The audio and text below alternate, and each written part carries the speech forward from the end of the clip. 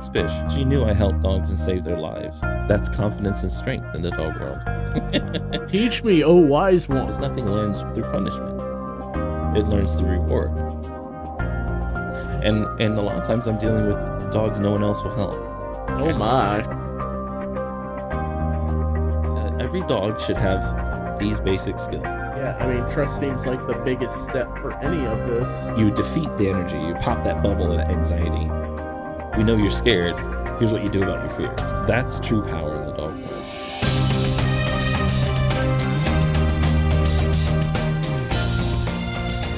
Anyway. Cheers. So, welcome to the Dog Behavior Podcast. I'm Captain Spish. This is my sister Phoebe. Phoebe June. Do you have any Instagram or social media shout out? Phoebe June Arts. Phoebe June Arts. You should I'd make some of never my post. merch. I never post Yeah. actual photos anymore. It's been like over a year. I just share other people's reels. That's what I do. Yeah, my business page shares a lot of other pages Yeah, stuff. And, it's fun. but so you wanted to talk about your dog Rudy, and or generically like being prepared to take in an adoption dog from rescue? Yeah. So Rudy was the first dog I've ever really technically adopted. I have found a dog. We found a dog once. Mm-hmm. That was George, little Georgie. It's a real different process though when you go to Yeah. a shelter. Yeah. Even a shelter versus a private rescue. Yeah. And private rescues often they run through foster homes, not like a facility. So if, in case any of you don't know, so private rescues often rely on people opening their homes up to these dogs so they can have space. And those foster homes help adapt and adjust and sometimes train the dog if they're a good foster home. Mm-hmm. Learn about the dog, and then they help vet possible homes. Yeah. And they each have their own rules and ideas and guidelines, and not just each dog, but each rescue. Mm-hmm. So it's kind of hard to really give general advice or tell people what to be prepared for. Just be patient with the rescuers. Know that they've seen a lot of crap, and don't take things personal. Literally. Because as you know, Captain Spish dog behavior, part of my job has been in the past rehoming dogs because they weren't bad dogs and the owners weren't bad owners. It just was a bad match, and it was bringing out the worst in the dog and was creating a dangerous situation, or the dog was to lose its life or have a diminished life. And so we take them in and find a new home. So we've had to do the same thing and vet people, and it's difficult, and people get attitude sometimes. I've been accused many times of that I didn't want to give up a dog. Oh, you just don't want to give it a home. You just don't want to let go of it. You want to keep it. It's like, I love the dog, but hell no.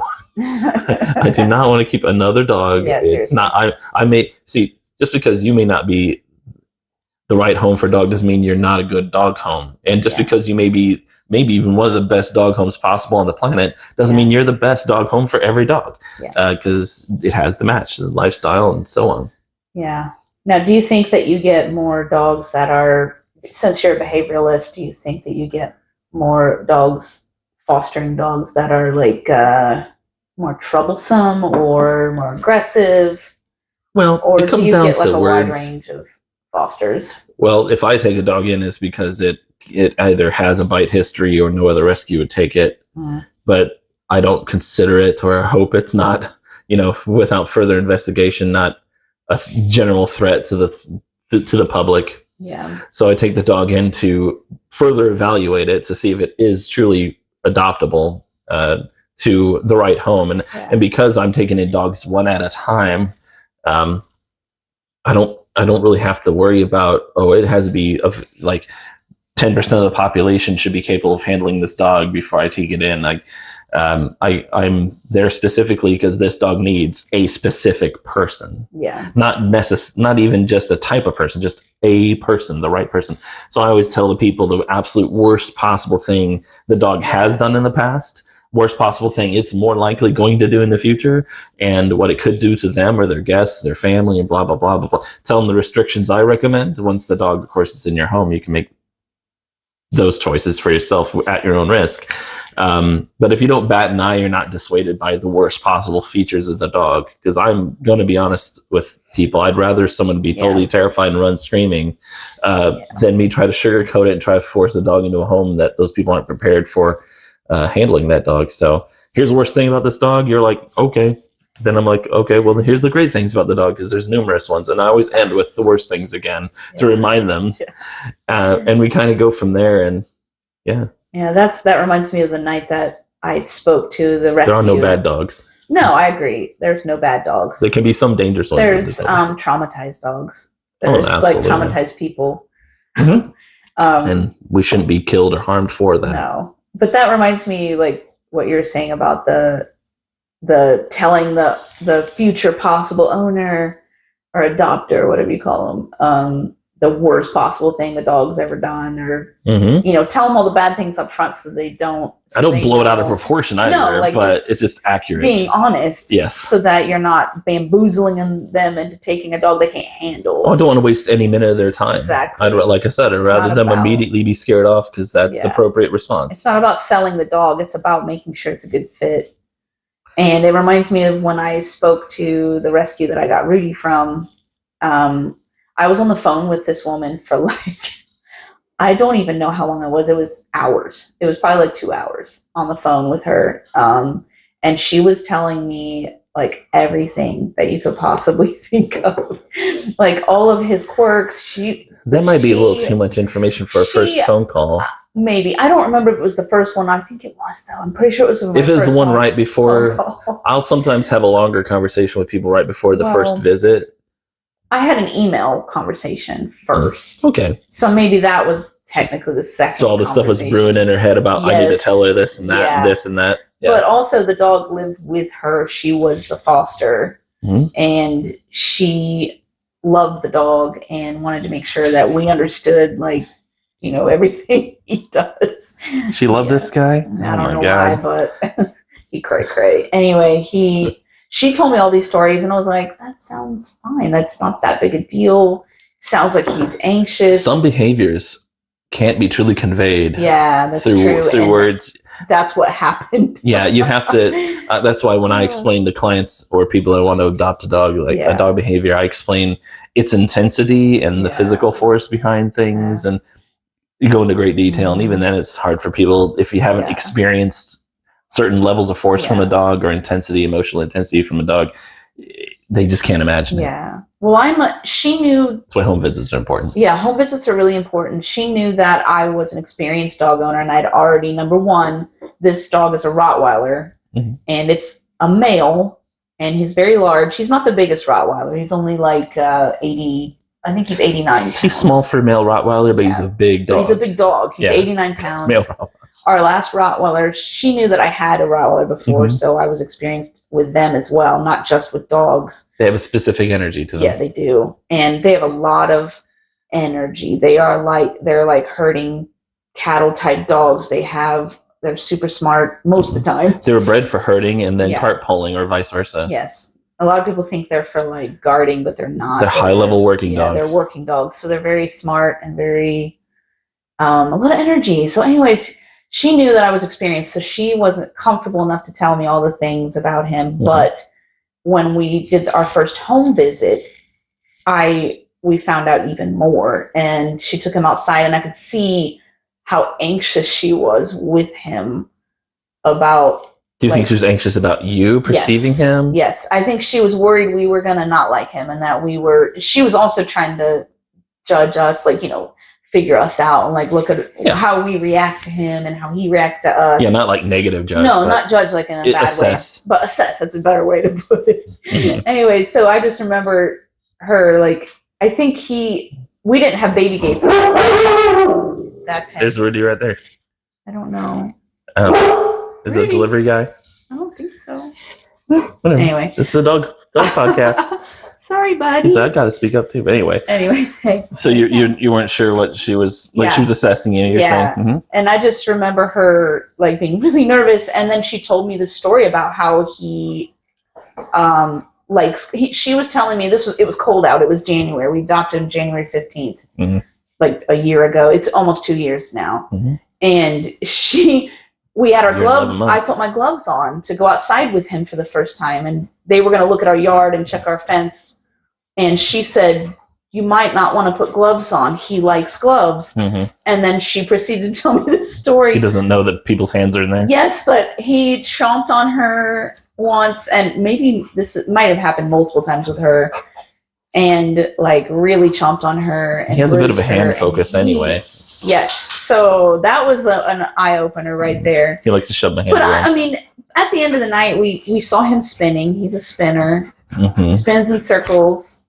We got really nervous, Mm-hmm. but when we saw all the different things that he was doing right in front of us on the very first night. And when he spins, he accelerates. Yes, he goes faster and snowballs, faster and and his faster. energy and rises. Yeah. Anyways, He like jumps and body checks you. we didn't have baby gates in the house yet, which we do right now. Ooh. I think he's a delivery person. Yeah, it could be kids coming home. I don't know what time it is. There's a school bus stop there. It appears he has an anxiety disorder. He does.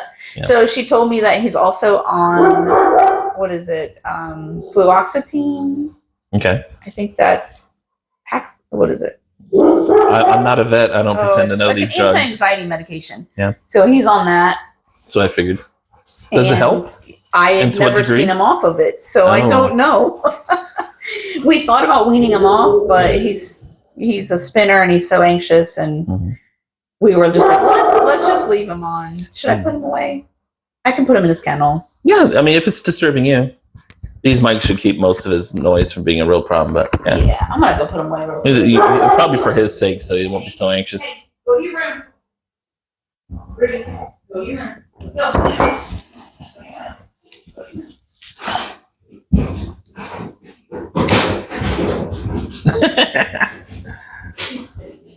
Yeah, I hear that. Silly. It were. I'm gonna put my phone on silent before. It was. It were. It was two people walking. It was two people walking a dog down the street. I almost You always could forget my see him out the window. So, Yep, there you go. anyways, Yep. So he's a watchdog. yeah, he is Mhm. definitely, but he likes people. Oh yeah, he So doesn't really have any aggression that I've noticed. He doesn't. has intensity, and he can be mouthy because of his anxiety, but Yeah. that's not aggression. So Yeah. anyway, so But no baby he- gates. No baby gates. I didn't have baby gates. We weren't thinking about. I had all the doors upstairs shut, so he couldn't get in the bedrooms. But one of the doors latch didn't work right, Mm. and I didn't realize that. And You'll find out quick. he ran up there at one point and popped open the door and got into Chloe's old toys and got one. And oh my goodness, we could not get away from him.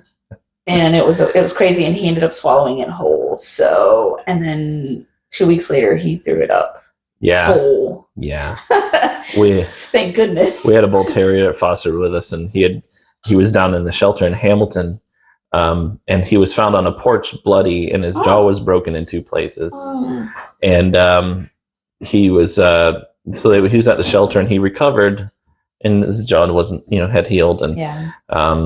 so the rescue needed somewhere for him to go. So I went and evaluated him, checked him out, and took him home. I won't go into detail about all that, but we had him for about a month and a half for the Buckeye Bull Terrier Yeah. rescue. And he eventually puked up a mouse toy for a cat that was that long and that tall and that thick. It had to have been in there because we don't have toys like that in our house. Oh, So I don't know where he got it. I don't know if he Oh snagged my it at the God. shelter or if he grabbed it while he was running loose and it had been in there for 3 months. oh my God. So yeah, Oh, wow. belly of the whale. Yeah, not kidding. So It it's, was a good thing you threw it up, though. yeah, about The the same. surgery The is same the for only way. Rudy. Yeah. That's terrifying. Yeah. Being a bull terrier owner, Yeah. I've never, knock on anything, had an obstruction surgery I've had to Oh pay my for. God. But they can range from anywhere from $3,000 to Yeah. $7,000, and there's no guarantee they survive it Exactly. It's either. They one have of to cut them those- all the way yeah. open. It's It's a very dangerous surgery. pull 3 miles of Yeah. intestines out, and they check Yep. every bit. And oh my God, Yeah, that's rough. I was so worried about him, but that's what he does frequently. Though he's a fixator, he grabs a hold of Yeah. objects and won't relinquish them.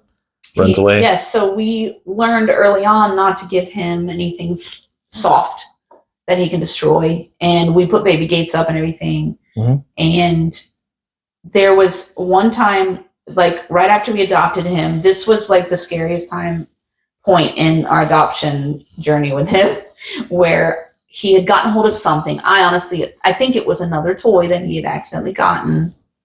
And I was trying dogs to like him, it's almost impossible to keep things completely he away. was, and they had told us he loves playing keep away. That's really what he was doing, keep away. Yeah. So he had this toy and he was running and he was That's a herding dog thing. he was having such a good time running away from us. We were inside in the living room. And I was like, I got this bright idea that I'm going to go get another toy and do a bait and switch, like distraction, drop your toy, I'll give you this one.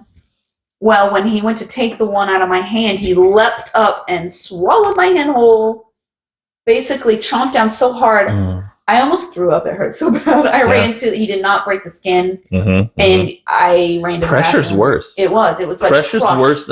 I'd rather a German Shepherd bite me and cut me open with sharp teeth than a Rottweiler or certain bull type dogs with the pressure. Oh my God. And when I screamed, the look on his face, he was so shocked. He was like, what? What did I do? Anyway, I had no clue. He had no clue. Well, Rottweilers actually have the strongest bite of any breed of dog. They do. People think it's the pit bull. It's actually the Rottweiler. Nowhere near it. Pit bulls have an average bite strength. One of the dogs that rank only a few dogs below them is the Bull Terrier.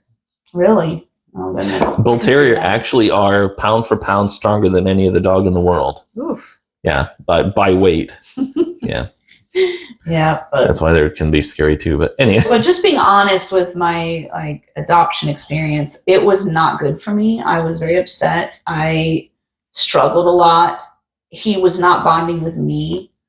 He liked Jared better, and I know it was my fault. And I say that because I'm a very anxious person.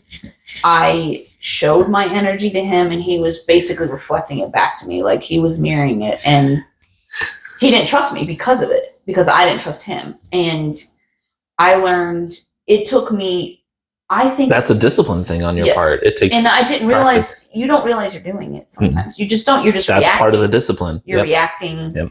So I was scared of him after that because it hurt. Yeah. And I was afraid it was going to happen again. I didn't think he was going to. That's normal and it's acceptable of you as long as you work to get over, over it.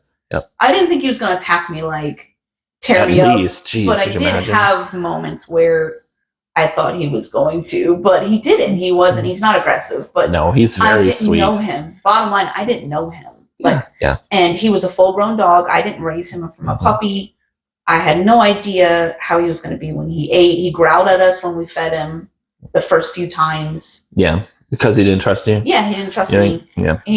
And growling is not a prelude to a bite, as long as you listen to it. It's a warning. You listen to your dogs. They have a right to say what they don't like and what makes them uncomfortable. In fact, we want them to. We want them to growl. We want them to bark. I actually would rather them snap at me, because tell me. If I'm doing something that makes you uncomfortable, tell me, because I can't trust you if you're not telling me, and you can't trust me if I'm not listening. Yeah. And if you say that's a boundary, other than it's going to kill you, whatever you're doing, fine. Like, I'll just stand up and be like, well, you have to pay attention to what you represent to your dog. Yeah. I want to represent respect, listening, and calmness and stability and honesty about my feelings. If what you're doing is making me scared, fine, I'm scared.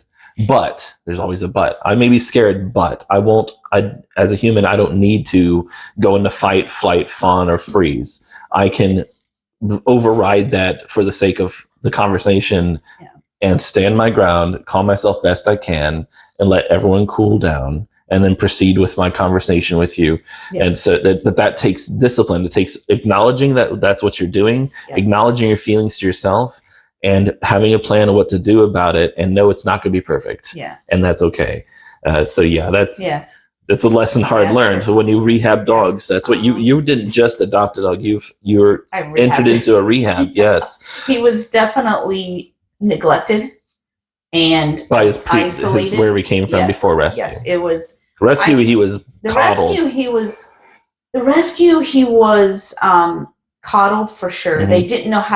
They didn't have experience with Rottweilers, by the way. Mm-hmm. They did have experience with herding dogs. Mm-hmm. They had Australian Shepherds. And training. They knew about training. Mm-hmm. But they have to start somewhere. They didn't have time for him, so they had so many dogs. Yeah. And of their own that they kept him kenneled a lot. I have an entire episode of just about rescues I'm going to have. Yeah. Just look forward to that. Just things about do's and don'ts and how rescues should and should not run. Yeah. Not necessarily an indictment of rescues. more like a gentle hand to warn them, hey, these are unhealthy practices that lead to having people like yourselves get experiences that aren't great. And they could have been sued. Yeah, from what you could have sued them for what you did, for what he did to you. It didn't break the skin. that doesn't matter. It's emotional trauma. He could have lost his home here. And then what happens? That going back and forth, dogs with behavioral issues, that's one reason why I try so hard to scare off possible adopters, because the next home a dog that comes to me gets needs to be at best I can do. It's absolute last. The emotional damage that happens to dogs that already have emotional damage from gaining a home and losing a home and gaining a home and losing a home. It every time they come back, their chances of adapting and fitting into a new home reduce. Yeah. But anyway. Yeah. Well, I mean, going back to what you were saying about being respectful and not doing fight, flight, or freeze, I had to learn that I had to respect him and what he needed, that he was another being with feelings and thoughts and needs. Yep. And he wasn't a toy. He's not something that I need to beat into submission. Yeah, or he's not a robot that you push certain buttons. Yeah, I'm not going to make him do what I want. Like, he's not. Yeah, you can't have that I'm the boss, I'm the leader attitude. Yeah. So I had to be purposeful with how I treated him. And think ahead of time. So before I even entered a room with him, I had to think, how am I going to act if he does this? Or how am I going to act if I'm anxious right now? I'm not going in the room yet. I'm going to wait and calm myself down and then so you're respecting yourself too then. Yes, because we don't want a bad situation for either one of us. But as far as the rescue goes, I think the rescue is a great rescue. It's a special rescue that rescues dogs that are have disabilities, actually. And we need specialty rescues. Yes, it's really a very niche rescue. And like blind dogs and dogs that are crippled and dogs that have diabetes and and heart problems. And the reason they got him was because he was dumped by the breeder in Kentucky down at a shelter. It was a kill shelter, I believe. Probably Kentucky. I can't remember, but it was in Kentucky and it was a shelter, and he was only 10 weeks old when they dumped him. And they found out he had a really bad heart murmur. It was really bad. Yeah. So they called around and nobody would take him. No rescues would take him. And they found this Columbus. It costs too much. Columbus, Ohio rescue that was willing to come get him. And they put him with a lady who, his very first foster was a lady who specialized in very tiny breeds, and she had toy dogs in her house, and she was older. Oh man, I don't know how old. Because he was a puppy that they thought he could go there. I don't know. I think they were desperate. Yeah. So she had him, and her son, who was an adult, I believe, like in his 30s or 40s. I'm not even sure. I'm making this up right now. Her son. I'm not making this up. This part. Because I can't remember exactly, but all I know is this lady's son ended up adopting him and kept him outdoors in a concrete run. And I think he started circling then, and he really didn't get socialized. And from a puppy until an adult, you'd think, oh, good, he's a puppy. They rescued him. No, they gave him to an owner that didn't do anything with him, didn't train him at all. He had no training. And no socialization. He didn't know how to act with other dogs. Yeah, so then when he couldn't handle him anymore, and I think he played rough with him too. So they ended up giving him back to the rescue and being like, look, we don't want him now. So the rescue just didn't know this about this? Or I have no idea how the adoption occurred. Yeah. It sounded to me like it went straight from this lady who fostered him to her son, and they just let it happen without really, checking him out. As a rescue, you have to be very purposeful. Yeah. Like, you have to know where that dog is going and know it's a good place for it to start its rehabilitation before you bring it in. Otherwise, you should let the dog pass. There's worse things than death. And in my opinion, Rudy's mentality is a prison. It is. And honestly, if a client, if I came and helped this dog and the client wanted me to take him, I wouldn't consider him adoptable. Why is it's that? Great that you have him. Because of his anxiety? The level of anxiety, the unpredictability. I mean, I would have to find a place like what he was lucky enough to find with you, and the probabilities are really low. It is. And I just, I would pressure the people that had them to keep them, to work with them, and do what I asked them to do. I really wish they could have. And it's the bleeding heart problem of a lot of rescues, where they take in dogs that they shouldn't be responsible for. They're not equipped to deal with. Breeds and problems they don't know how to deal with, don't have anyone that can foster it, can help deal with it. And that's why I try to work for free for rescues, to help work with fosters, especially foster homes, to give them more ideas and equipment so they can be more capable of handling dogs. So they're not just being put in, like, part of my message to rescues, for instance, is when a dog comes to you, it's not rescued yet. You may be called rescue, but the dog's not rescued yet. It is in a stay of execution. It is in a purgatory. It's in limbo. And the best you can do is start some rehabilitation and training if you have a good foster home. And if you're not doing that, it's terrible. It's prison. You're not improving the dog. You're making its life worse temporarily, even if the dog doesn't realize it, because dogs are always optimistic usually. But you're causing a lot of damage, and then you're making it harder to find that dog a home, and then it's harder to find that dog a home, and then a ton of other dogs could have been rescued in that amount of time and gotten homes and gotten in and out. It's just, you have to know your strengths and weaknesses every second as you're working in rescue, and you can't let your heart run away with you. And that's the problem. Most people get into rescue because they do have a big heart. And that's the reason. And you have to have a mind and heart in equal pull to each other, that one can't override the other. You can't think too much about it any more than you can feel too much about it. They're both valid parts of the whole, and but you can't lose that balance. You have to know if you're causing harm or not, and if you're being responsible for the dogs you already have in your rescue or not, if you're being abusive or taking advantage of your foster homes that aren't equipped, or it just. And we're talking about a special dog here. This is not the average rescue dog. This is not. That's what I was telling you. He's a rehab case. He's a behavioral case. He's a behavioral case. He's not the kind of. I didn't expect it to be this bad, because you expect some rough edges with adoption. I expected some, but I didn't expect him to growl at me when he got on the couch, or if I touched him a certain way when he was sleeping, or and I didn't expect, like, when he woke up in the morning and came out of his kennel and he stretched, and after he was done stretching and walked by my leg, he would, like, snap at me because I was too close to him. Like, he was like that when I first got him. This was the first. Sounds like someone handled him really rough. He was. Someone probably was fed up with his exuberance, was forceful, pushy, hitting him with things. I genuinely think his first. That's trauma. That's trauma response. Was like that, and I don't know for sure. I didn't hear that, but that's how I feel about him. I'm not quick to say that. I know a lot of people are. Oh, it sounds like he was abused.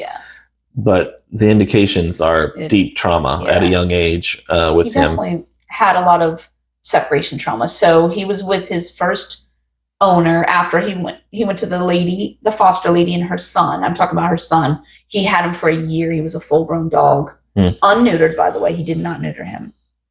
Which I'm fine with. They did it on purpose because of his heart. So they told him not to get neutered until he was 3. So he was there. Give him a chance to strengthen his heart, hopefully, So he was there until he was like maybe 1.5, so maybe a 1.5 with him. And then the guy got sick of him, wanted to dump him, so the rescue came back and took him back, put him with our fosters. An earmark of an excellent rescue. It is a great rescue. To always take your dog back. Rescue at all. No.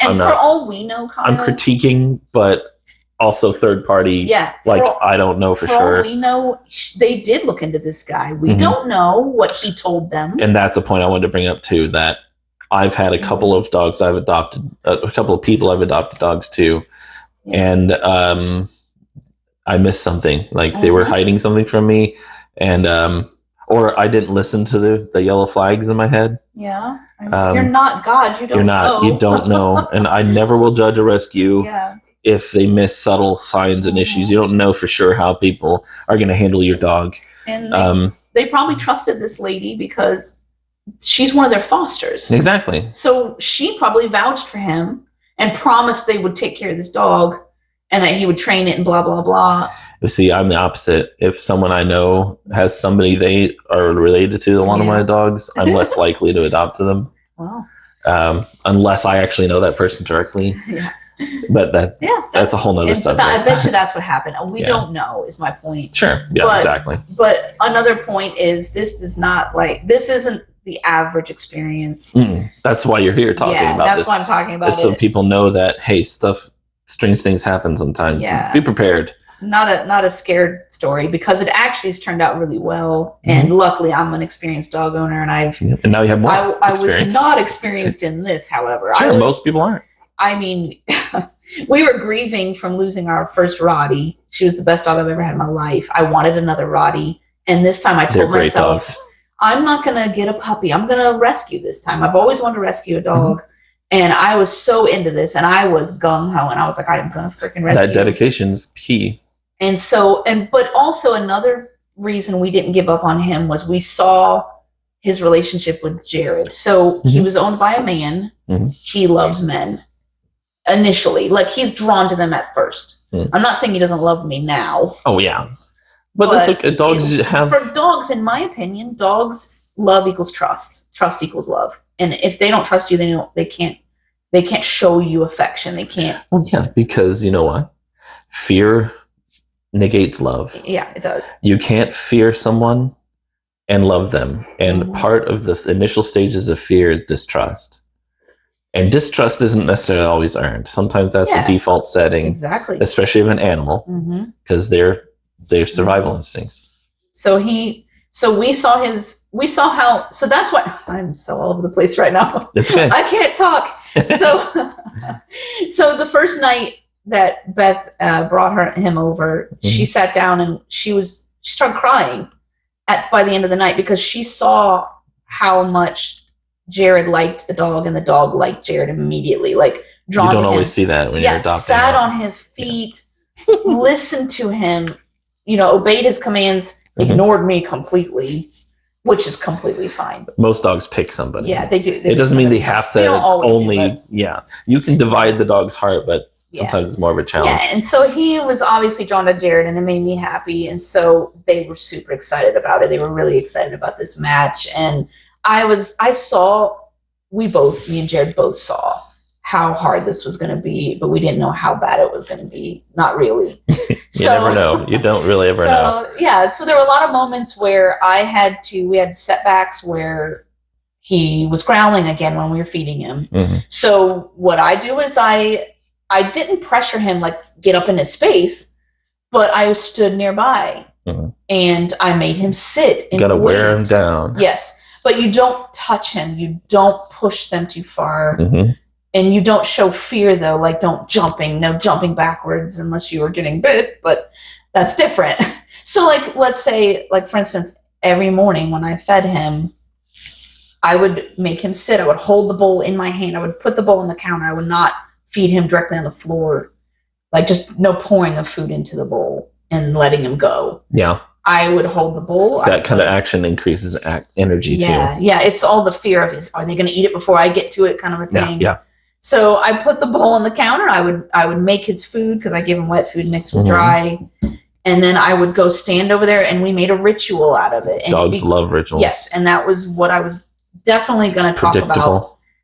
Has helped me more than anything is being predictable and consistent, and having tradition and rituals and just patterns, because they thrive on that. Yeah, everyday things you do, like feeding your dog, getting him in and out of the house, there are opportunities for conversation. Yeah.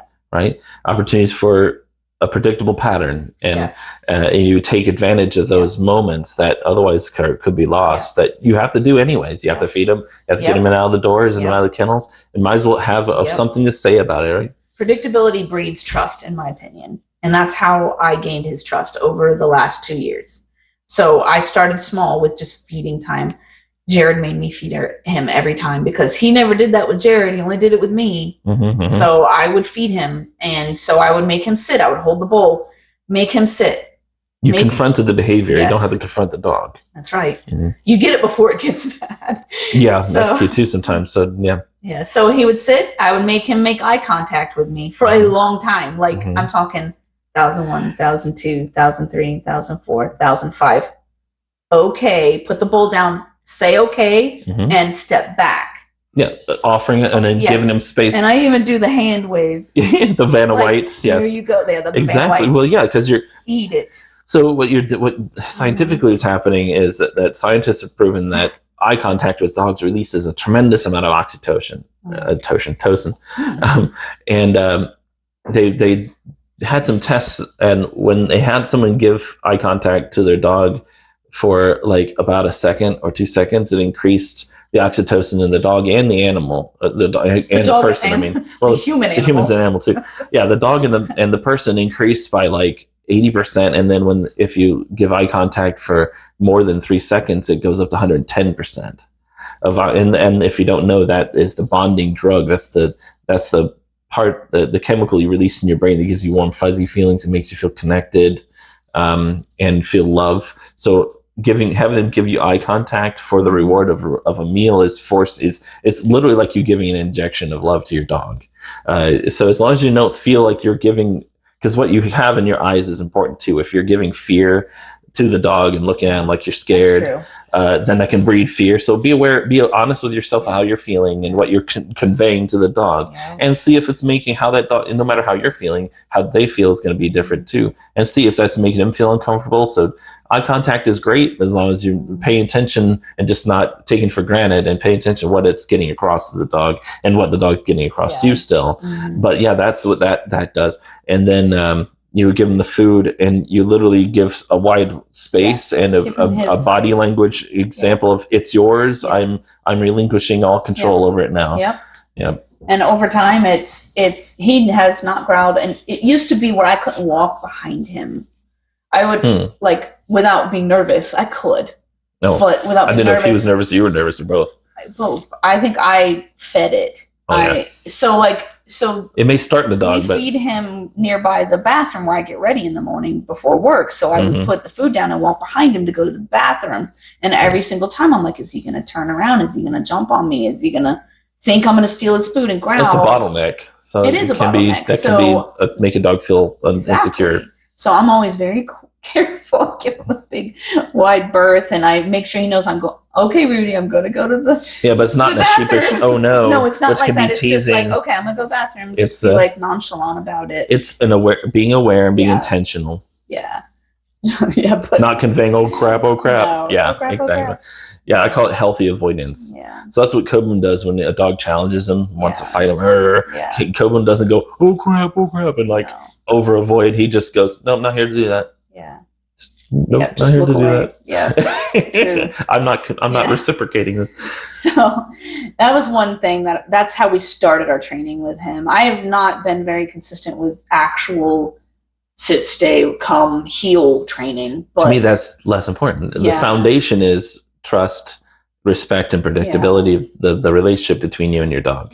And when you have a more stable mind in the dog and a more stable relationship, and you start learning how he communicates, as every dog's going to communicate differently, and he learns how you communicate back. That's what you build training on. It's the foundation the house is made. Exactly. The foundation is highly functional and stable and strong. It has that one purpose. And then the house has all the other functionality, and that's what comes to stay is. Because honestly, he wasn't listening to me anyway much before that. So I really had to gain his trust. But doing what you're saying you've been doing primes him to listen to things later. Yeah. So it establishes you in his life. Yeah. And then, so, I mean, we just did that, and it was mostly me that had the issues, obviously. but Jared had to be aware of what he was feeding, just in case. Yes. Just because the dog isn't giving him a problem, he has to be aware of how he's handling that dog and the energies he's rising in that dog, and how that then transfers to you possibly. Well, and I'll tell you, Jared is very calm and assertive and very comfortable being in charge, but he's also very gentle, like very kind-hearted and loving and respectful of the dog, and he always has been. And me, I'm like grab him and love him, and like jump in there, and I'm not a ruffle the dog's face, but like I like to touch my dog. He did not like to be touched. It broke my freaking heart. I did not bond with him because of that. He did It's not. easy to take it personal. Yes, I got my feelings hurt so many times. I tell clients all the time, it's like, and it's not personal. it's okay to have your feelings hurt, Yes. accept your emotions, but no, it's not intentional. And I would have to talk myself down. Mm-hmm. So I've overcome that now. I don't get my feelings hurt much anymore by him, but he still he has hurt my feelings. So your feelings sometimes. I know. So another thing that was a big issue that I have nipped in the bud, no more, not allowing it, is getting on the couch. Mm-hmm. So at the very beginning, our old dog Chloe used to cuddle with me on the couch. She would lean on me and just lay on me, and we were cuddle. But his second day, he got on the couch with me and cuddled. And it was so sweet. And I was like, oh, maybe he is a cuddler like Chloe. Mm-hmm. And I shouldn't have let him on the couch. And that's because I didn't know him, for one. But also, I do feel like the couch is almost like a dominance thing. I don't know if that's true. Maybe you can tell me what happened here. But so when he got on the couch, he was really cuddly. He didn't overwhelm me. He didn't stand over me or anything at first. Lap. He laid on like this on my lap. So one elbow on my lap, mm-hmm. Yeah, head up, like looking forward. Mm-hmm. That was him. And it was just me, like arm, his body was laying that way and my arm was across him. Mm-hmm. And I wasn't doing anything. I was just like literally just resting it. He suddenly went like that, jumped up, and I yelled, go to your room. Like, because going to his room, he listens. They must have trained him. Beth, I'm guessing she did it. Trained him to go to his room. He runs into his room. That's the kind of thing I tell clients to do. Yeah. If they don't know anything else, teach them to go to their space or their room. It has been a lifesaver to have him crate trained. I'm telling you. He was crate trained when we got him. The rescue obviously did absolutely everything you possibly could. They did a good job training him. And he's great on the leash, by the way. That's excellent. So good on the leash. So we were very lucky in that. But he growled at me and snapped. Like, and it scared the shit out of me. And I was like shaking after that. That was my first day. Because you're at rest and suddenly your amygdala is like, you're going to die. Also, it hurt my feelings. Yeah. But it was my first day with him alone. Jared wasn't there. He didn't see it happen. And it shocked me and it scared me. This was before he bit me on accident with a toy. Mm-hmm. So I was like, shit, I guess I can't do that. But we still let him on the couch a few times. Mm-hmm. But every single time he would growl at me. And at one point, he was But he never did this to Jared. Never did it to Jared. But he will cuddle with Jared. At that point. He ended up doing things to him later. But so eventually, I just wouldn't let him on the couch, but he kept wanting to get on the couch. So he would come sit in front of me while I'm sitting on the couch. Mm-hmm. He would put his front feet up on me. And then I would go to shove him, and he would go, and then I would be like, go to your room. But I was like scared. Yeah. Because he's in my face. Like he could. It wouldn't take much for him to hurt you. Mm-hmm. So, and that fear, I was just worried that he was gonna feel it. And I was just like, it's okay. It's completely fine for your dog, and no matter the situation, for your dog to know you're scared. Yeah. What the dog only needs to see is that you're not going to let it enter your mind to fight him, to beat him up, or to run from him, but you let it inspire you to tell him, do this. Well, I did. I was like, get off. When you make me scared, I ask you to do this. This is what you do. Yeah. And exactly. Yeah. You stand your ground. Yeah. You're not fainting. You're not fawning. I didn't freak out or scream or anything. I was just like, go to your room. Like as soon as he growled, I was like, no, go to your room right now. So I don't know for sure what happened with him there. But there's a few theories and a few things that happened. So dominance in the dog world is a majority is a myth. They're not looking for ways to get control or power.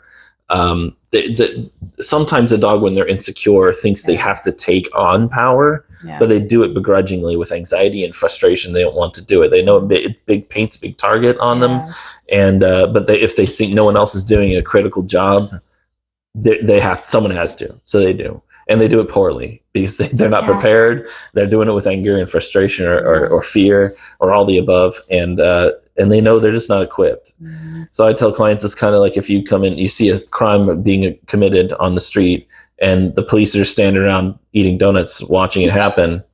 You come into the house and you take a crayon, you cut a piece of cardboard out and you make a little badge and you write police on it very poorly. and you go running out there telling everyone you're the police and they need to listen to you and they need to quit, and you're not equipped, you don't know what's actually happening, you don't know the situation. The authorities are standing around, you're worried about them attacking you too, because technically it's their job and they should attack you for taking their job, but someone has to do it. So you're out there and you're causing more fight and problems than need to be, and sometimes the dog know they're causing more problems than they're solving, but they don't know what else to do and they get stuck. So it that's when dominance sometimes appears, but it's actually insecurity and weakness. I have no idea why. A true quote dominant dog would be like Kobun, where he may go in and police some things, but he only does it when absolutely necessary. He does it with calmness and assertion. He may be anxious, but it's not like a fear anxiety. And there's just the confidence about it, like you were talking about Jared, being confident, assertive, and firm, and you're very quick to be gentle. That's a good leader in the dog world. But so for him being up on there, it may be a control issue because of anxiety. He wants to control something. He wants to be up high and be secure, but he doesn't want anyone in his space while he's resting. I think maybe he wanted my couch. Yeah, and that's why he was on you like this, because he was trying to kind of elbow you out, and it's easy to misinterpret that as because it's the same exact body language, and because you're behind here, you can't see his eyes, you can't see his expression, I couldn't you read can't see him. muscle. And he's one of the. I'm telling you, Kyle, he's one of the hardest dogs I've ever known. There's not much on him to read. He's dark. He's got no tail. Exactly. And his ears don't move like very often. They're very subtle. Yeah, all that muscle there. And even his eyes are so subtle. Like, I know him now. You have to read more of the muscle tension energy on him. The energy. It's all about how I feel about it. It's nothing you can even tell. Not my see what he's doing. This is what. Yeah. It's not my feelings. It's something I can't You're explain. reading micro body language. Yes. It's hair tension. And I didn't know him then. Yeah. So I was in. If you rewind, I. 2020. A ton of hindsight. Yeah. I have a lot of experience with body language with dogs. I worked at a dog kennel for 4 years and a vet. We bred dogs. We grew up with dogs. Yep. Lots and lots of dogs. We've had dogs with weird behavior issues. Yes. And I know body language of dogs. Like, I can look at a strange dog and be like, that dog you grew feels up in the same this family way. I did. I feel it. It's like just natural to me. Yep. But this dog I was out of, like a fish out of water. I had no idea what I was doing with him. I couldn't read him at all. And I kept saying that to Jared. I was like, I'm so confused. I don't know what motivates him. He has abnormal behavior. Yeah, it's so it weird. makes it even harder. It's unusual. It was something I'd never experienced before. So anyways, in my reaction, my gut reaction was, okay, no, I need to take control of this situation. Since you told me you wanted something that I didn't want you to have, my couch or my lap or whatever you wanted. Yeah, it's not yours. You're good to go to your room, or you get to go lay down. Yeah, when the dog tries to take too much, they should lose some. If you try to steal something, you lose something. That's right. So and then it's given back to you once you accept that those things aren't yours to take. Yeah.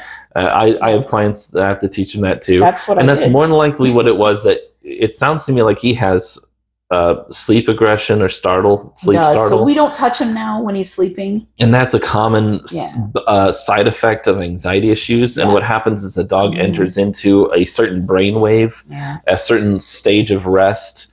And the problem is this brainwave and a stage of rest looks like the dog's awake.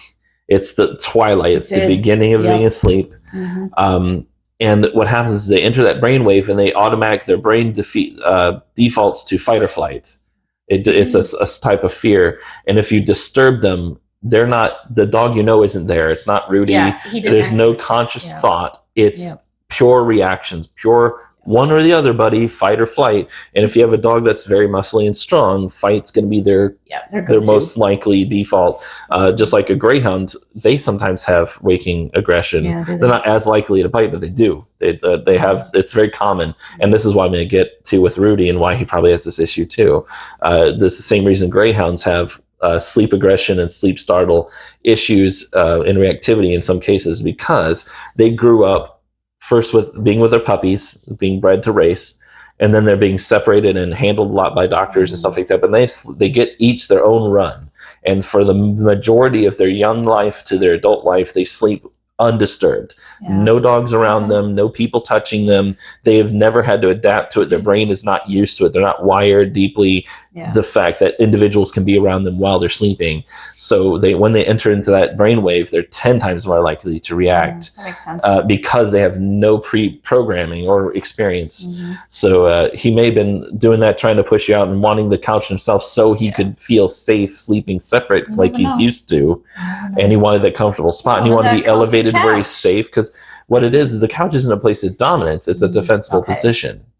So being on top of something up high makes you feel safer. You're isolated, and you can push things off of and keep things down low that they can't just immediately attack you. So the couch, that's what it is here. Being under something, entrenched under something, is the same thing. So sometimes being in a kennel like he has. He feels very safe in his kennel. He loves, it is not, I want to repeat this, it is not a punishment. Yes, that's the word. It is, honestly, it can be a reward, but it's a safety place. Yeah. So he knows that when he's amping up, he literally runs when he's about to jump on me, which he knows I don't want him to do. And he jumps and he bites clothing, by the way. That's what he does. He nips and he pinches. Yeah. So that was his main issue, the ladies told me when they brought him over. They just get emotional and they get mouthy because they want to feel and touch, and they release anxiety into the mouth. And then it got to the point where he was biting hard. Yeah. So when they can't help it. But now, we've had him almost 2 years now. He puts himself away in his room, his safe space. That's the final stage of true dog behavior conditioning, is self-regulation. Yes.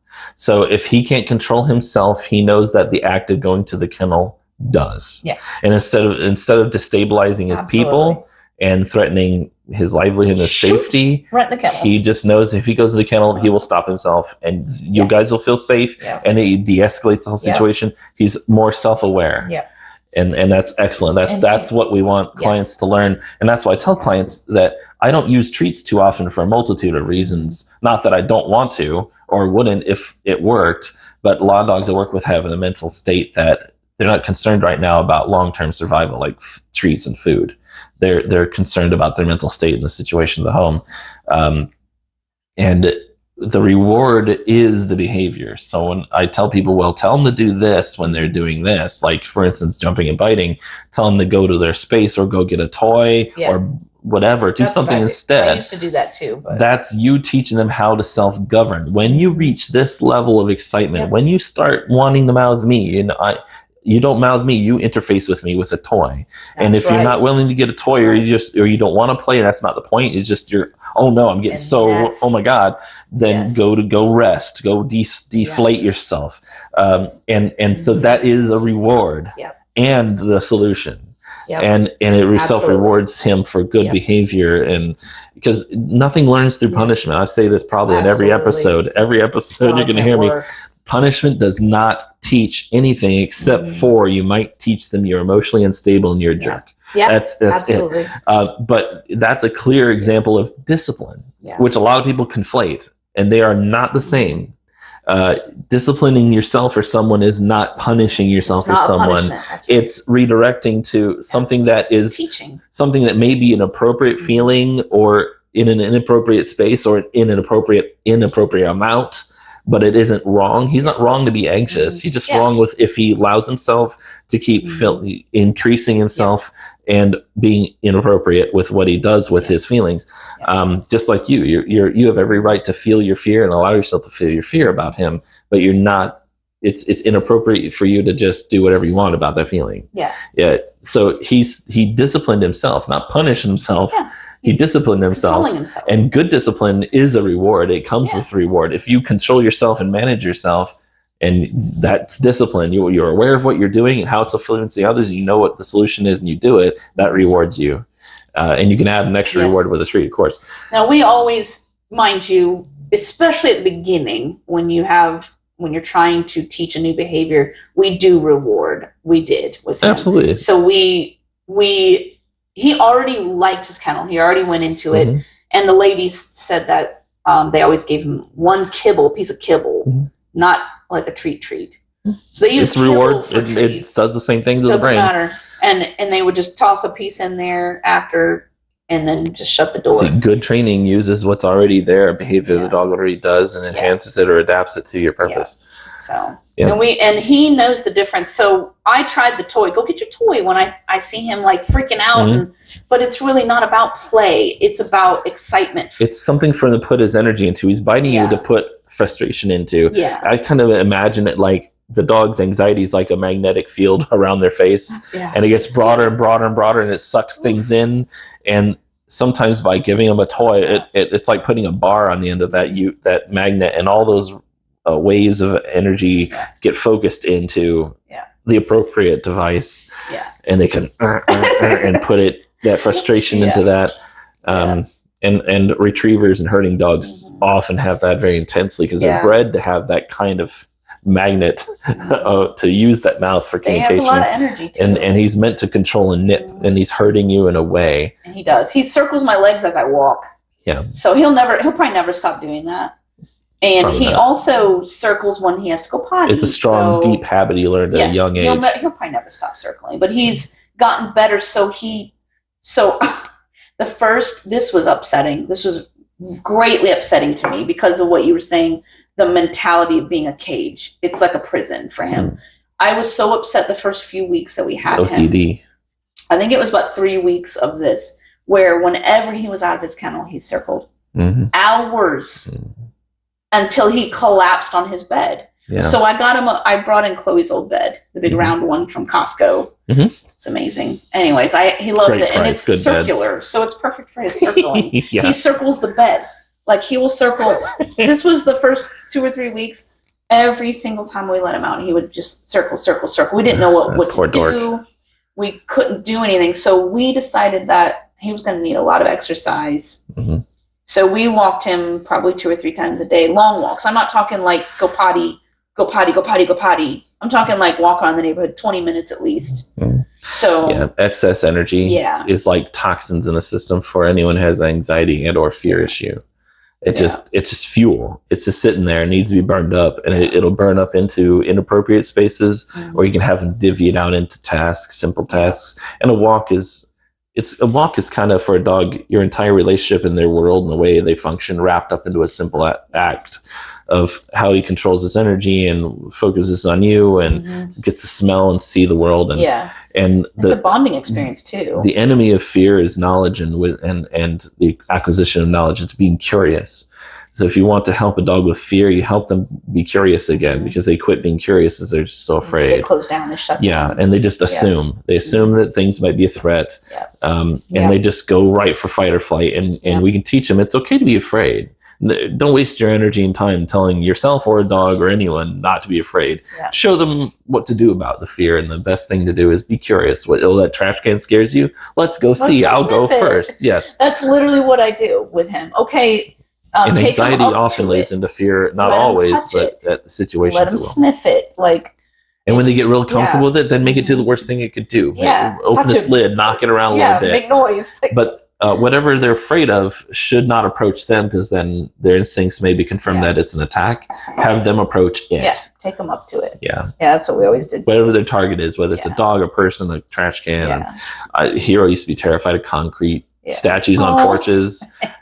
Poles are sticking out of the ground, like vent poles or clean out, like white clean out tubes of PVC. At Delco, he's like, whoo! And I have to go, have him go, it's a pole. It's a pole. Chloe, she was scared of bicycles that went by us. And skateboards. Still gets weird about those things because they float and hover. Yeah, they're fast too. Yeah, but he's mostly getting over that too. Yeah, anyway. Finally at 9 years old. See how though we're not just being confused by the dog's behavior. We may start there, that's sometimes the beginning of knowledge is confusion. But we're aware of these things about our dogs. Yeah. And we help them through it, and we accept them in the meantime for what they do, because it's not hurting anyone. And that's why I tell clients, don't waste your energy and be frustrated and anxious about your dog being who they are. Let them be who they are. Love them for it. Laugh at it if you can. If you don't laugh, you'll cry sometimes. And know that you will work towards helping them through that, and you can't help them work through it until you understand it. And you can't understand it until you try. It's just step by step. You have to shave away these behaviors. And the more you accept them for who they are, when you reach a point where they're just going to be who they are, Yeah. you're better at practicing that, and you're better accepting them. And a lot of times behavior issues are solved through the acceptance of the dog and their behavior, and that your anxiety and feelings that you assign to it go down, and then the behavior reaches a whole nother level of healing and solution. Yeah. And that's something that people don't realize, that's the final breakthrough, is the mutual connection of you and that dog, and them accepting you for your flaws and who you are, and vice versa. And when you really accept the dog, when you tell them you're mine, and this is not just your heart, but your mind, but your heart, but your mind, it's okay, and we're going to deal with this bravely together because you belong here, and that's it. That makes a breakthrough in of itself. I've seen dogs change overnight from people accepting their dog. Well, I actually want to get to that because it took me a long time. It took because of how broken my heart was from losing Hero. And that's what happened. It took me 5 years to finally love Kobun like I knew I could, but it's called a broken heart for a reason. It doesn't work the way it should. It doesn't feel when you know it should, and it does when you know you shouldn't. I know it's stupid. Hearts are stupid. I hate it. Stupid hearts. Anyways, I actually, when I lost Chloe, one of the issues with getting him so soon after we lost. So we lost Chloe. Trish and I didn't think you should have had a dog yet, but I just needed. I needed. We don't know you. I needed something in my life. It was selfish, but I needed it, so I did it. It's okay to be selfish. You knew the consequences, and you dealt. So we need things. So we lost Chloe in October of 2021. We adopted him in January of 2022. So we waited a few months. So there's no rules about this stuff. No, there's you could get it. You could gone out that very next day, and if it was right for you, it's right for you. At first, I did not want another dog for a long time. Yeah, and I was very brokenhearted. She was the best dog I've ever had. She's great. I miss her. And just the love of my life kind of dog. My soul dog. My soulmate dog. I want to have an episode about that too. My soulmate dog. Yeah. Anyways, I was deeply, deeply grieving for her. I still am. So we're not going to cry about this, okay? So I still can't look at her toys. I can't look. I have not set up her shadow box. I haven't done anything because I can't do it. I did that with George too. But anyways, my point is this. We got him at one. I just broke down. I was like, I need something. I'm too depressed. I can't handle this. I need another animal. We had lost our cats. We had no animals. And I've never lived without an animal in the house. Never. So I was like depressed. It was horrible. I hated it. And anyways, where was I going with this? Okay, so why did you get him so soon? Okay, so we got him, and Jared bonded immediately with him. He loved the dog immediately. I did not. I struggled for 3 weeks. He was crazy, wild, energy, spinning, wouldn't calm down. Had to keep him in his kennel a lot to get him to calm down, or outside or walking. And it was just arduous. It felt stiff, and I kept... It's like a monkey on your back. You're constantly having to get him out and handle him. Yeah. So we reached the 3-week-ish mark, maybe a month, honestly, with him. It took him longer than most dogs, where he finally... I remember the day he decided to not spin, and he immediately laid on the bed for the first time. And I was like, overjoyed because he's laying on his freaking bed. I was like, oh my god, Jared, look, he's laying on his bed. Things you take for granted with normal dogs. You don't realize how crazy. Yeah, well, with a dog with normal psychology, it takes 3 days for them to de-stress from whatever situation they came from and or start to adapt to you. And about 3 weeks for them to really start learning routine and to settle in and learn you a little bit more. And 3 months for them to really belong, like feel they belong and really become more like your dog. And that's a normal dog. And I tell people with dogs with abnormal behavior issues and anxiety and conditions, like he has a syndrome, they can take 4 times that long in all those different stages. Some rescues send dogs to me from a shelter, and they're like, well, how long will it take for you to like evaluate them and start working with them? And it's like, it'll take probably at least 7 days for them to detox before I even start doing anything other than taking them out to go potty, feeding them, I don't really give them much affection during that time. Yeah, I let them be who they are, and I don't interfere with them much. Yeah. If they want affection or then I give it to them. But mostly it's me just, this is me. This is what we Showing them do. the ropes, right? Yeah, just very simple and predictable. That's what we did too. It's a scientific endeavor, and with science, you eliminate as many variables as possible. You don't add any more energy or anything else to the mix that you don't need, that you can't predict or understand what it might cause. You just let them become a blank slate and show who they really are. Mm-hmm. And that kind of surprises some of them. But like, I'm sorry, that's just I have to work on their timeline. I can't force anything. Yeah. Yeah. So I know what you're talking about.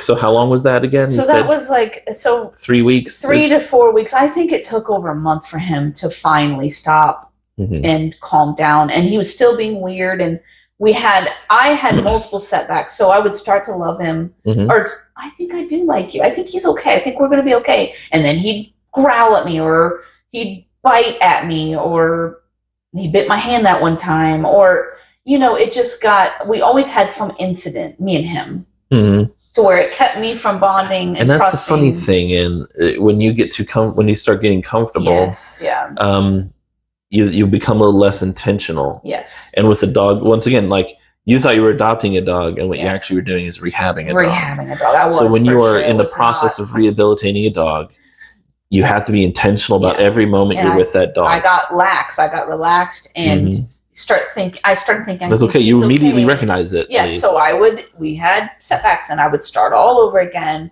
And that's okay. And it is okay. It's good. Actually, repetition. Yeah. How do things learn? How do you make things better? Through practice. You have practice going through that process. Yeah. It's okay. I fought. So initially I was all emotions, all into it, like, oh, I'm going to change him. He's going to be the best dog. And I wasn't accepting him for who he was. And the reason I brought Chloe up earlier was because I was trying to say that I kept comparing him to her. And even though I told myself I wouldn't do that, even though I said, don't do it. He's going to be his own dog. He's going to be a completely different, personality. It's okay to have goals and teach them the same things the other dog knew. It was all, I wish it was Chloe. I wish she was Chloe. I wish that Chloe would never do that. Chloe. And then I looked up at Chloe's gigantic picture above my fireplace one night, and I said, Chloe, tell him what to do. Like she's a ghost or something. Come in and talk to this stupid dog. This is what we call brain hacks, though. Yes, it is. It's a brain hack. I knew. So like, you reach out for help, and real. You take the weight off your shoulders. I knew it wasn't like Chloe, but it was like asking for help and being like, okay, I just need to like channel me some Chloe here. Yeah. Anyways, my point is I kept comparing him. You can bring part of your old dog into the reality of now, if nothing else, in yourself. Yeah. What made the best parts of Chloe? Why don't we start emulating that for this dog? Yes, we don't need him to be Chloe. It's better for us to be. Yeah. Well, maybe that's what I did. So let's fast forward. It was like, let's say 4 weeks, a month into rescuing him. He's finally starting to trust us. He really likes Jared. He's finally laying in his bed. That's an advantage too, at least, Chad. I didn't have any, mind you, he could not have toys, like the normal toys, squeakers, soft things, anything that you can move in his mouth, anything pliable. Even like Kongs. He would tear it apart. Yeah. He had a Kong, but he didn't like it. And he had, the ladies brought us a bunch of I think they're called Benabones. They're awesome. Yeah, I like them better than the best. I like them better than Alabones.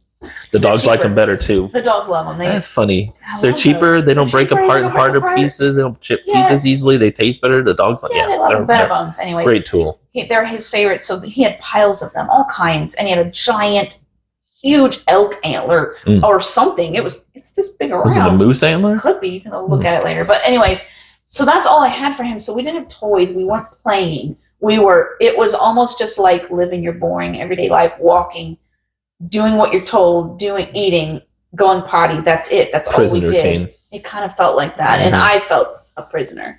That was a month in. Yeah. Then fast forward, all of a sudden we hit a 6-month mark, and I didn't realize it had been 6 months.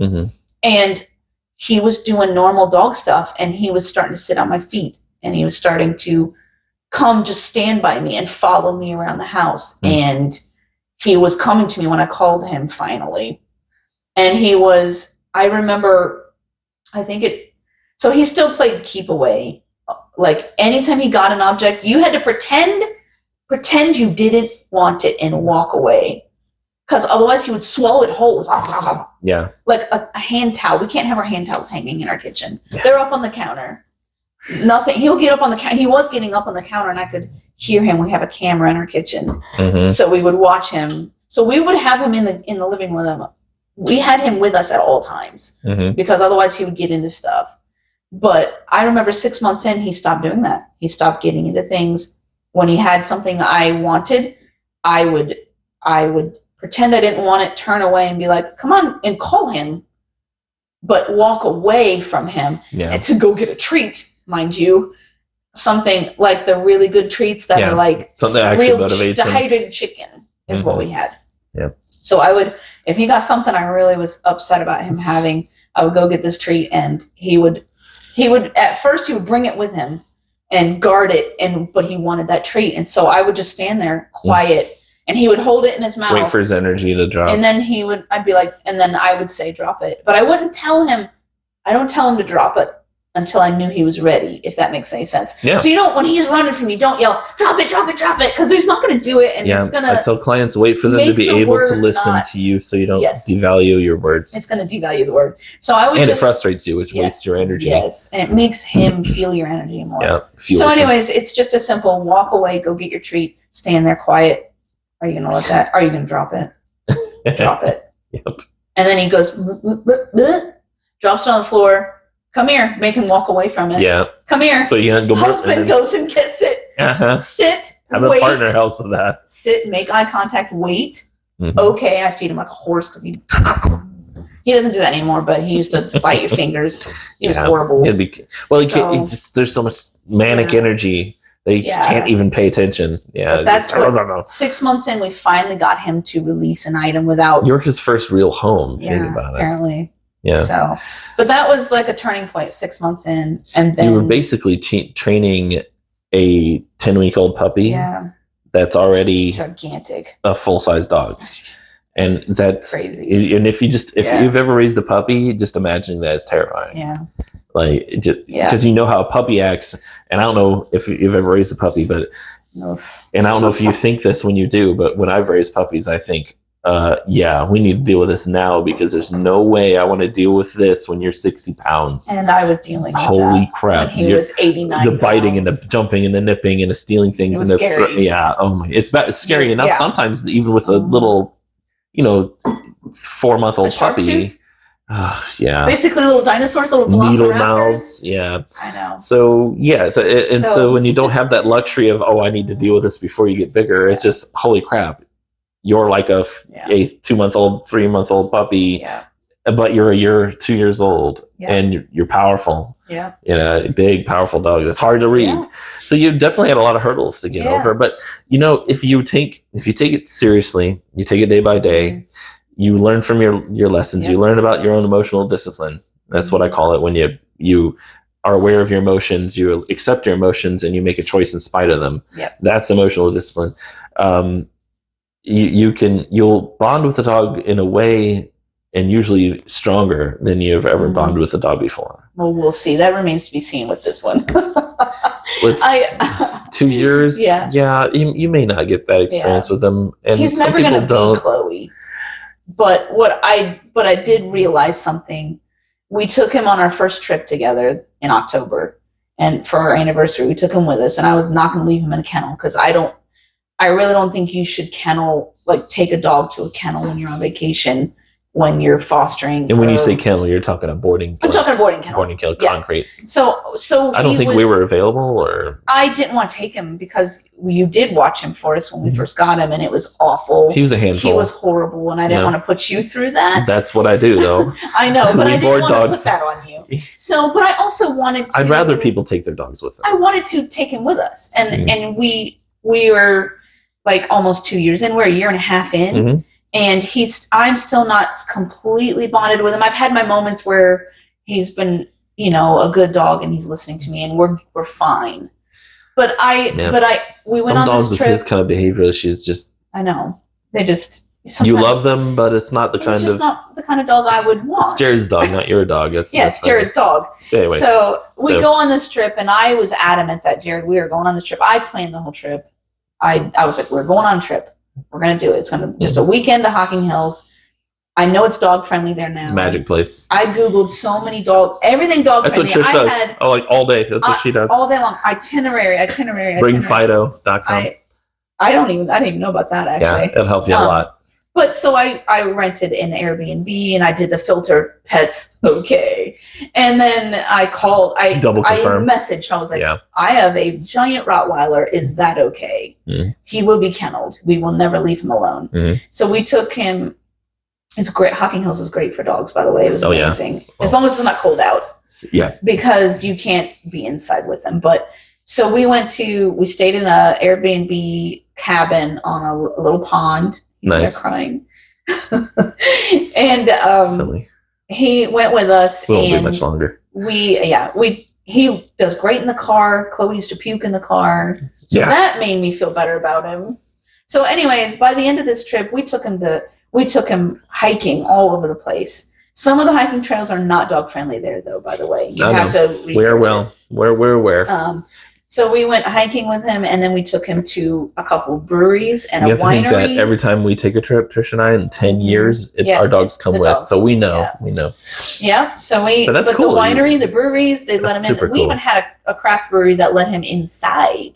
Nice. So like we did it, and they had a tent out there, but we ended up being outside because it was really nice out. Mhm. But yeah, he did great. I was so proud of him. Mhm. He loved Being good on leash helps. He did so great on the leash. He loved hiking. He loves Probably water. really like the attention. He loved people. Everybody came up Yeah. to him. These teenage girls were like, "Oh my See, that's God." just a good element for him. And it was good experience. It's for good him. for It you was good because for you me. got to see I the bonded. good parts of who he is. Yes, he showed me who he was, and he's not Chloe, but in that respect, he's better than Chloe. Chloe did great with people too, but She was suspicious at times. She was kind of an anxious dog and puked in the car and couldn't stand car rides, and we'd have to drug her, and it was a nightmare to take her anywhere. See, So yeah. at least with him, I can bond with him, and he can go with us.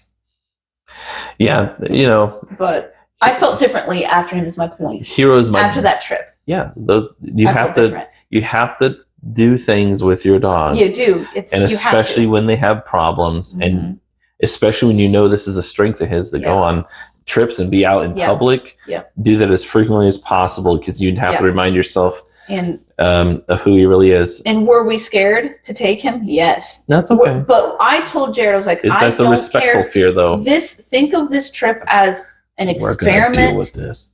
with him. We're going to see how he does. We need to socialize him. We've been meaning to do it.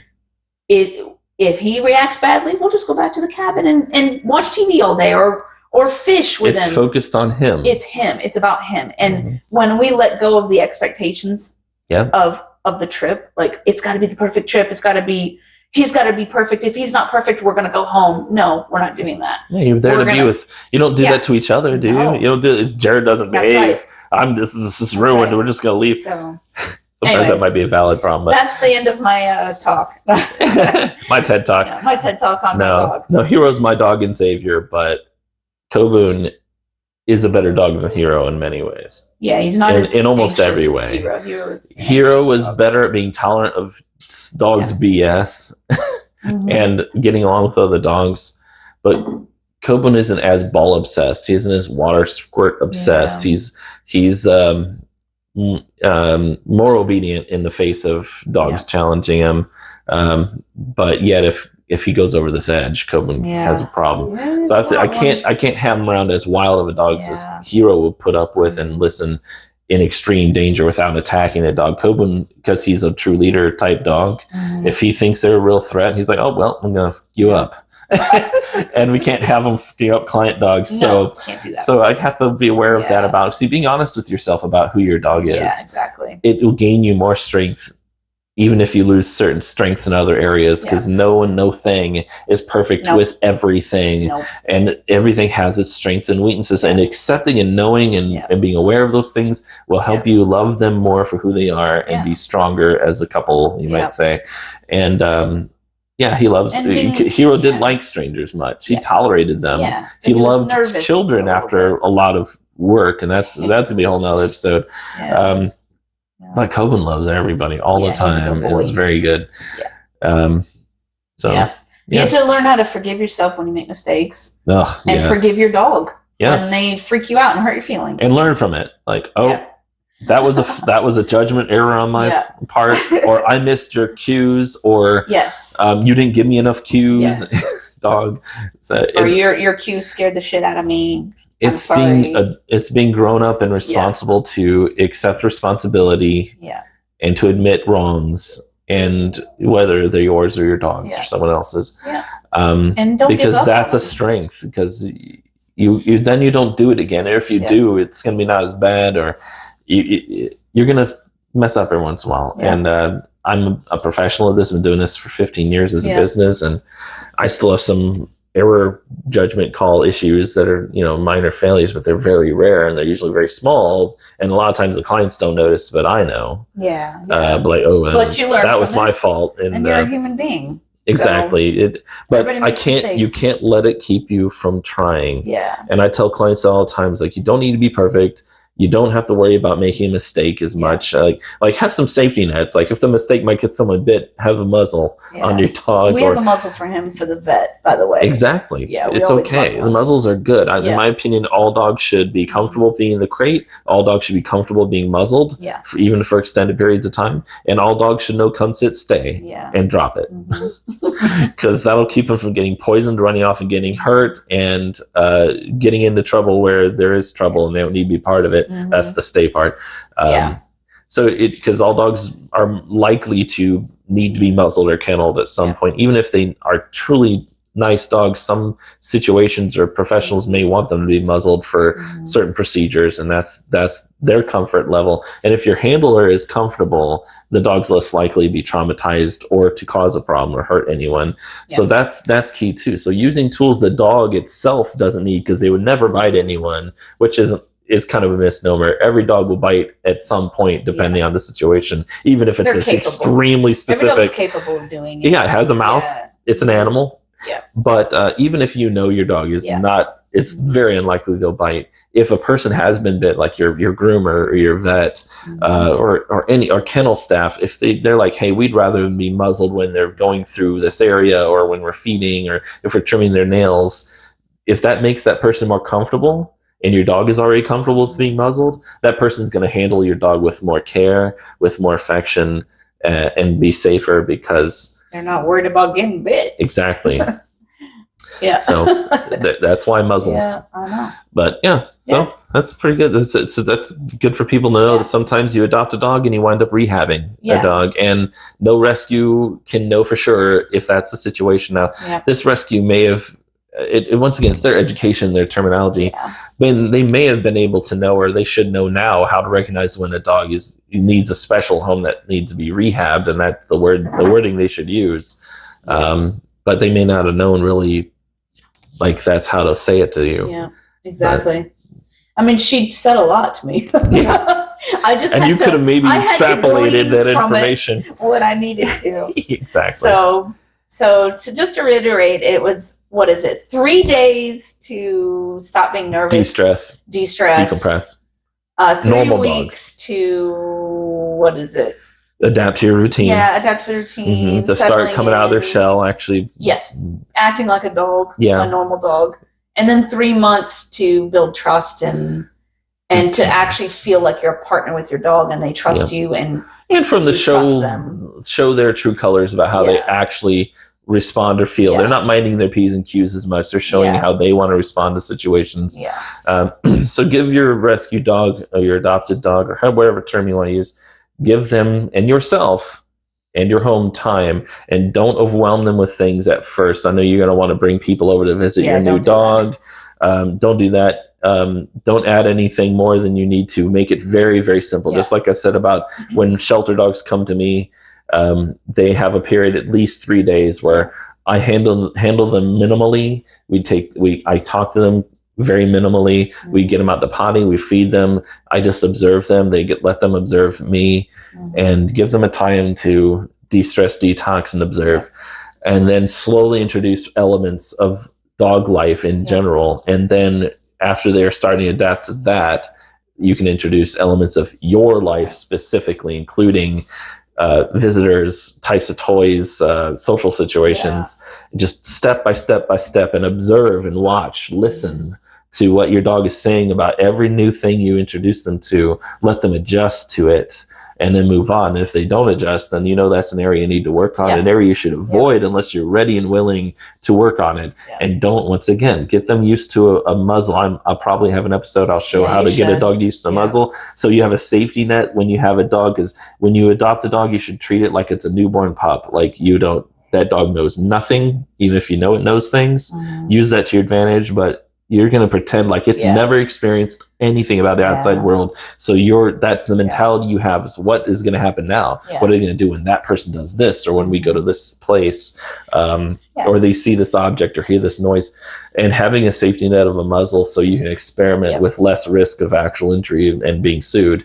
And don't let people touch your dog when you're walking. Don't have boundaries. Cross the street if another dog's coming, until you get to know your dog. Don't be tense on a leash, but avoid. To give them space and to let them know you can take care of them. You can protect them. When your dog knows you listen to what they're feeling about a situation, and that you will adapt it to their comfort level, they will start looking to you for that guidance. That's what they should be doing, rather than listening to what the instincts say and you don't exist, and making assumptions and whatever they used to do in the past. They know that, well, this person knows how I feel and what's going on, and they're gonna help me. They're gonna show me the best way out, a way where I don't have to to threaten something that doesn't need to be a threat to me, and so on. But those are all whole nother conversations. But just a quick overlay of take it slow, step by step. The dog knows nothing about the world when you adopt it, and that's the safest approach. And then give them time, give yourself time. Don't give up. That's really, because eventually get there. I mean, there's times where it's wise to retreat and AKA give up. I feel like that's more of an aggression thing. Like if there's that's a dog. The dog really has a problem with someone in your home. And it's hard. And the person isn't able or willing to work through that, like Phoebe had to. If I wasn't willing to work through that, we would have had to give him. Or if you're unable. Either way, everyone has. You have your right to have that. You live in this house too, and the dog is newer here, and hopefully the rescue will take their time. And if you do have to relinquish a dog back, that doesn't mean you're a bad person. You gave it your best shot. But make sure you talk to the rescue about, hey, I want you to know why we're letting this dog go back to you. With yourself. That the dog isn't broken. It's just, we're not comfortable with handling this, and that's okay. You have your right to have your limits, and to have your peace, and to have your home be what you want it to be. And the rescue should be good enough to take your advice into account, so they know next time they go to a home, if there's a possible situation like this again, they can warn those people or equip them to deal with it. Believe me, I was close to it. And you would have been justified. Like I said at the one point, that I don't consider him an adoptable dog for an average rescue. Well, they told us that if they couldn't find him a home, he probably would have been put down, because he just was very... I have mixed feelings about telling anyone that if I adopt a dog to them.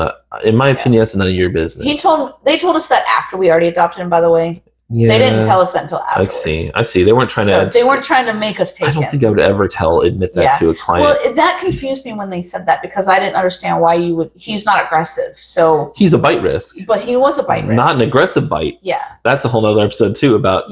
all our bites created equal. They're not. They're not. Because I got bit and he was not being aggressive. A bite's not at all a bite. There's all kinds of different. The motivations and intentions and the outcome. That's what comprises a bite, and how to evaluate them. The law, though, the law sees a bite's a bite's a bite. There's no reason a dog should ever bite for any reason, anytime, period.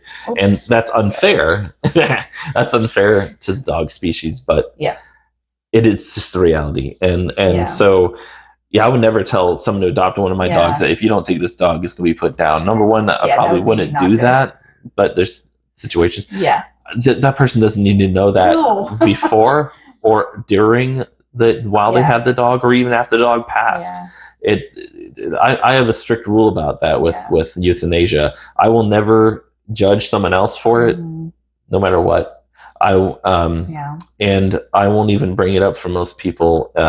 And this shouldn't be discussed to doctors about if this doesn't work out, this dog is gonna. It was upsetting. You don't want that pressure, and then it gives you, it installs, even though you already adopted it, now it installs doubt. Yeah. Oh, how will this dog fare? Is it really that bad? You don't need that additional weight of morale.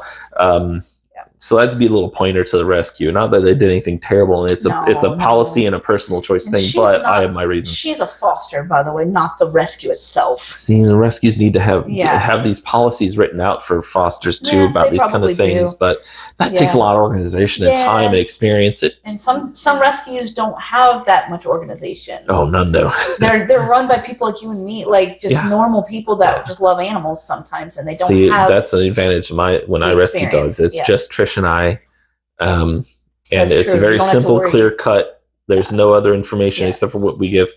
But anyway, this has been the Captain's Fish Dog Behavior podcast with Phoebe Moore. Yes. And Kyle Adams, Captain's Fish. And we're a new YouTube channel, so please like, subscribe, comment. It helps us out a lot. We need more subscribers. And thumbs up. Brand new. This will be just in the first 5 episodes. And hopefully it helps you. And you can find our Patreon, very easy, Patreon/Captain's Fish. And we have RSS feeding all major podcast platforms in audio form, including YouTube. So if you just want to listen, you don't have to see my ugly mug, then you can do that. But until next time. It was unconventional, but it worked. And I never tell clients, just like I never tell the dogs, not to be scared. Unfortunately, dogs don't have the ability to just talk it out with you. See, there's all kinds of different types of bites, but I'll get into that later. What's happened here? How did this start? How can I help you? You reward good behavior and you discourage or redirect bad behavior into good behaviors. Warm talk, anecdotes, stories, get to know me, get to know them. What you do or don't do with that dog, how you handle that dog, how you think and feel, and what you do with your thoughts and feelings around that dog. And it's going to be for the rest of that dog's life. You can't just unplug the corgi and plug him back in. I'm going to be open and honest about it. And that was like watching art.